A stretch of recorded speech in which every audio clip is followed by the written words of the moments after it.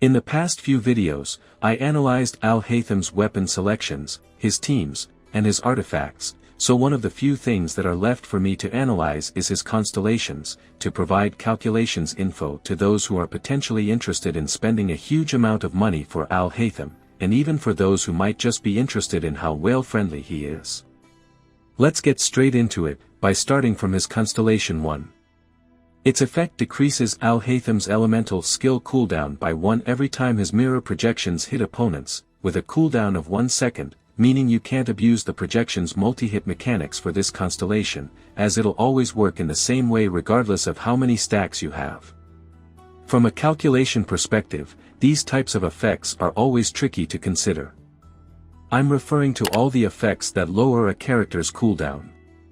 In fact, calculations usually work by analyzing the damage based on fixed rotations, and even with cooldown reducing effects such as these in play, it's hard to change those rotations, since you'll still waste at least some of that time you gained if you want to set up the next rotations through supports.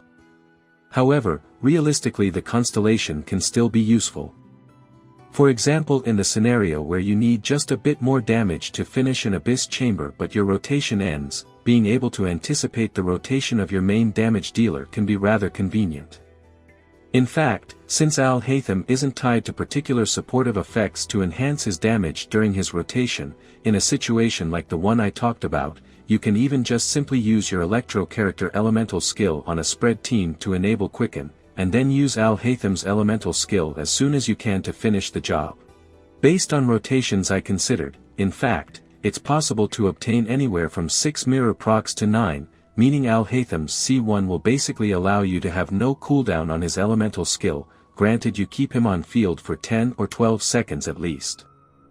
Overall, the constellation has no positive effect from a calculation perspective, but it's nice to have it as a quality of life thing in practice. If you want to consider a more general scenario too, having such a cooldown reduction on his skill can also make him more entertaining to use in overworld scenarios, where a 18 seconds cooldown can be very annoying.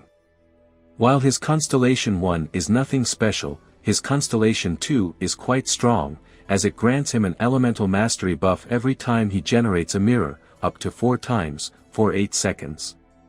However, there is some unclarity here on his beta data, as it seems there is a version with 40 EM per stack, and another version with 80 EM per stack, which is quite the difference.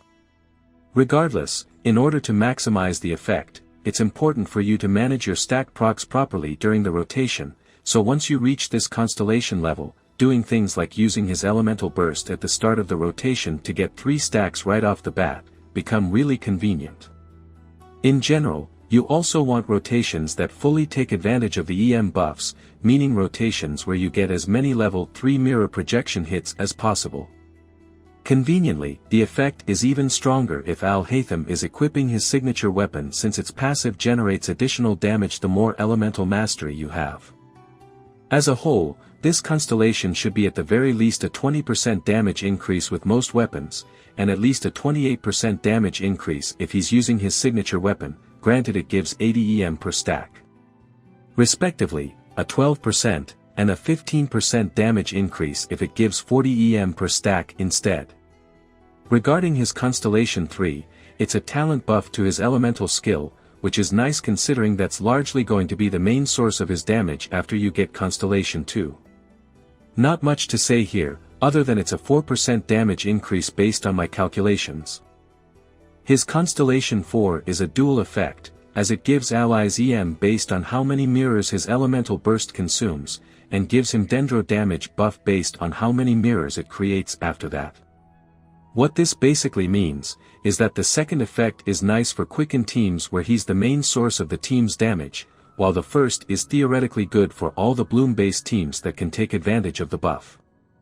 Realistically, you won't ever be able to fully take advantage of his first effect, as using a full stack's elemental burst normally means Haytham has finished his rotation, and since his rotation is the last to take place on basically every team I calculated, that makes it hard for his allies to effectively take advantage of the elemental mastery buff for its whole duration.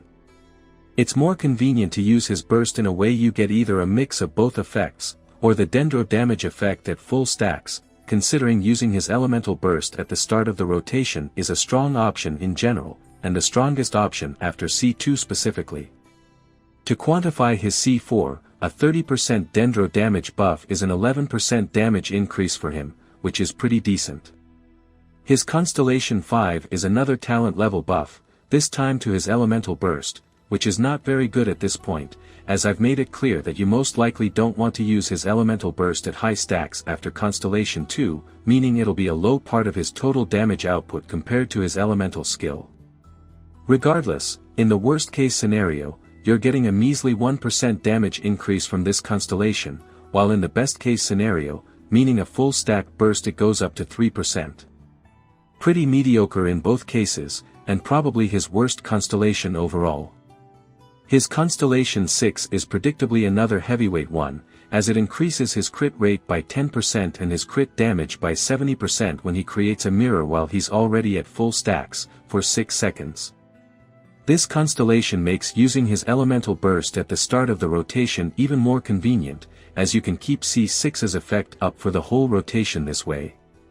The rotation I've shown before for Constellation 2 works here as well. In general, if you use his stackless burst, then after that a charged attack, and then his elemental skill after around 6 seconds, you should be able to keep this effect up for 12 seconds in total, which is ideal. Overall, this Constellation is a 30% damage increase if it's fully taken advantage of, which is to be expected for a Constellation 6. So, now that the damage analysis is over, I'll tell you what I think about his Constellations in general. As a whole, the damage increase from his Constellation is kinda average, since the ADEM version of his C2 and C6 are strong, while the others range from mediocre to average, something that has been the case for basically all the recently released characters. Overall, while his Constellations change how he should be played to an extent, as they make some rotations more convenient than others, they don't really revolutionize his playstyle as a whole, and they're just a damage increase for a character that already appears to be pretty strong at Constellation 0, so don't feel like you're missing out if you don't plan to pull for his Constellations. I'm done for today.